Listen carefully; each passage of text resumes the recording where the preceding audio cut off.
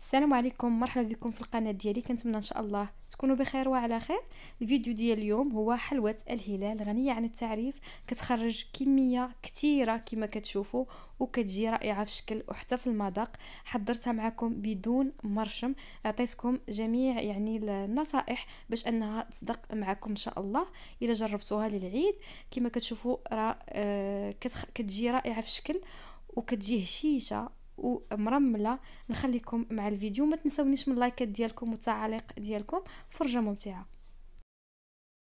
بسم الله على بركه الله. عندي هنا 250 غرام ديال الزبده حيوانيه، تقدروا تعوضوها بالزبده البواطه الى اللي متوفر لكم، يعني الزبده اللي كتستعملوا. غتكون في درجه حراره المطبخ، يعني ما تكونش يعني بارده باش ما تعذبكمش في الخدمه. هنا غنضيف لها 130 غرام ديال السكر حبيبات. انا نقصت شويه كميه ديال السكر، يعني نتوما السكر على حسب الذوق. ما جاتش حلوه بزاف صراحه، جات هي هذيك صافي. وغادي نضيف نكهه زهره البرتقال، تقدروا تعوضوها بالفاني الا ما كانش عندكم، وقبصه ديال الملح. غادي نخدم مزيان هذاك الزبده مع السكر مزيان حتى كتولي بحال الكريمه.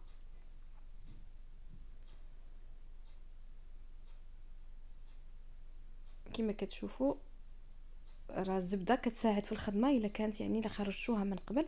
حتى البيض حتى هو تخرجوه يعني ما يكونش بارد، خرجوه قبل بواحد الساعتين باش حتى هو ياخذ درجه حراره المطبخ.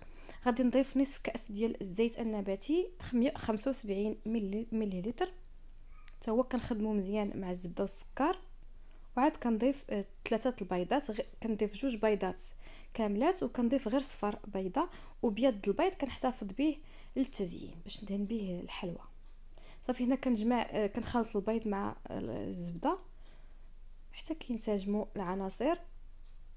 وعاد غادي نضيف اللوز كما كتشوفوا. هذاك راه اللوز عندي هنا غير 100 غرام ديال اللوز، تقريبا كاس ديال اللوز طحنته مزيان. تقدروا تعوضوه بالكاوكاو، غير لا هذا ما حمرتوش، يعني كان عادي اللوز طحنته، ولكن كاوكاو لا درتوه باش يعطي مذاق زوين حمروه وطحنوه مزيان حتى ما يبقاوش فيه الحبيبات حتى كيولي معلق وتقدروا تضيفوه.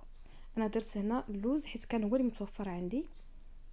وهنا غادي نضيف 2 معالق كبار ديال النشا ضروريه حيت كتخلي هاد الحلوه تجينا مرمله.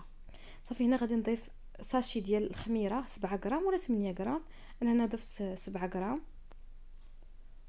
وغادي نضيف الدقيق، راني عبرت هنا 600 غرام ديال الدقيق، طبيعه الحال يكون مغربل يعني. والدقيق كيبقى يعني على حسب كل يعني على حسب النوعيه ديالو. يعني نتوما غادي ما ديروش الدقيق يعني في دفعه واحده، كتبقاو تضيفوه بشويه بشويه وانتوما كتحصلوا على القوام المطلوب.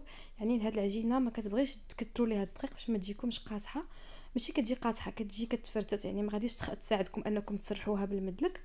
فمن الاحسن تبقاو تضيفوا الدقيق بشويه بشويه حتى نتوما كتقيسوا في العجين وكتشوفوا. يعني نتوما غادي تشوفوا في الفيديو، حاولت انني نسرع الفيديو شويه ولكن بغيتكم تشوفوا المراحل ديال يعني بالنسبه للبنات المبتدئات اللي كيتعلموا، يعني يلاه كيتعلموا.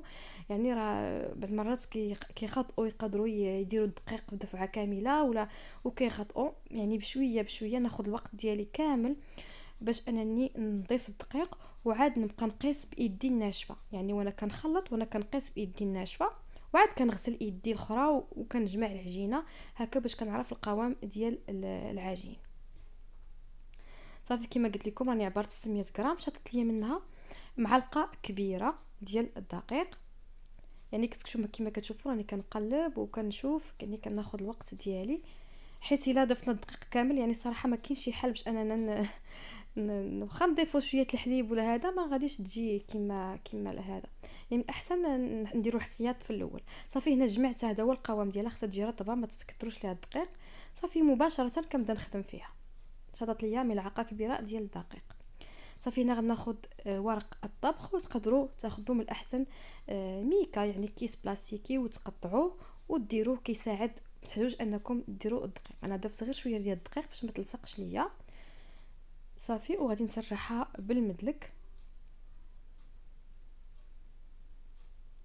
يعني بالنسبه للسمك ديال هاد الحلوى نتوما كتحكموا فيه. انا درت فيها 7 غرام ديال الخميره، يعني راه كتنفخ شويه في الفران. يعني كاين اللي كيبغيها تكون غليظه شويه، كاين اللي كيبغيها بين وبين. انا صراحه خليتها ما رقيقه ما غليظه، جات هي هذيك. انتم غادي تشوفوا السمك ديالها. صافي كنقاد العجينه مزيان، كنحاول انني نقادها مزيان، وكناخذ كنطبعها غير بالكاس، يعني ساهله غير بالكاس، ما تحتاجوش انكم ديروا ليها المرشم. الا كان عندكم المرشم طبيعه الحال تقدروا ديروه، انا عندي غير الكاس يعني متوفر، ما عنديش المرشم ديال الهلال صراحه. فالكاس هو كيقضي الغرض، وكيجي غير انكم تحاولوا ديروهم باش يكون في قياس واحد. كنبقى نغطس الكاس في شويه ديال الدقيق، غير شويه هكا باش تساعدني انني نهز الحلوى بسرعه. صافي وكنديرها في لاطه اللي كتشي الفران. انا عندي فرن كهربائي سخنته غير من التحت، خليتها حتى طابت من التحت، عاد شعلت عليها من الفوق باش كتحمر على 170 درجه. فإلا كان عندكم فرن غازي فغادي تطلعوها الفوق حتى كتحمر من طلعوا يعني في الطبقه الفوقانيه حتى كتحمر لكم من التحت، عاد كتهبطوها لتحت باش كتحمر من الفوق. ما كتاخذش يعني بزربه ما كتاخذش يعني بزاف الوقت، 20 دقيقه هكا كطيب لكم على حساب الفرن ديالكم. صافي كنستمر انني كما كتشوفوا حاولت انني ما نضيعش العجينه، فحاولت انني نقطعها كامله. راكم يعني الفيديو راه واضح باش هكا ما نضيعش بزاف ديال العجينه. صافي ديك العجينه اللي شاطت ليا كنسرحها كنجمعها عفوا، وكنعاود عاوتاني نخدمها، كنغطيها بكيس بلاستيك ونعاود نخدمها. صافي هذاك بيض البيض اللي بقى ليا هو اللي غندهن به الحلوى، وغادي ندردرها باللوز حيت هو اللي عندي. الا كان عندكم كاوكاو درتو فيها كاوكاو ديروها يعني زينوها بالكاوكاو مهرمش. صافي هنا كنضغط على هذاك اللوز باش يلصق مزيان في داك بيض البيض هكا، باش ملي طيب ما يطيحش لينا منها ويبقى الديكور زوين. صافي وكندخلها الفران، وكطبيعه الحال كنراقبوها راه باش ما تخطفش لينا وتحرق. صافي كنراقبوها حتى كطيب على خاطرها. يعني راه جاتني كميه كثيره. هذا هو الشكل ديالها. يعني راه انا عندي فرن كهربائي صراحه خدات لي الوقت حيت بقيت كنطيب بلاطه عندي اللاطات غير صغيورين كما كتشوفوا. فهذا هو الشكل ديالها، راه كتجيب اكثر من 100 حبه، جاتني 105، كميه يعني كبيره كثيره تبارك الله. وكتشوفوا الشكل ديالها راه كتجي محمره وكتجي ذهبيه، اللون ذهبي، وكتجي زوينه في الشكل، والمذاق ديالها كتجي مرمله ولذيذه كما كتشوفوا. غنوريكم كيفاش كتجي من الداخل. كنتمنى تحضروا هاد الحلوات نتوما في العيد ان شاء الله، وتنقول لكم سلامه الى فيديو قادم ان شاء الله. خليتكم على خير.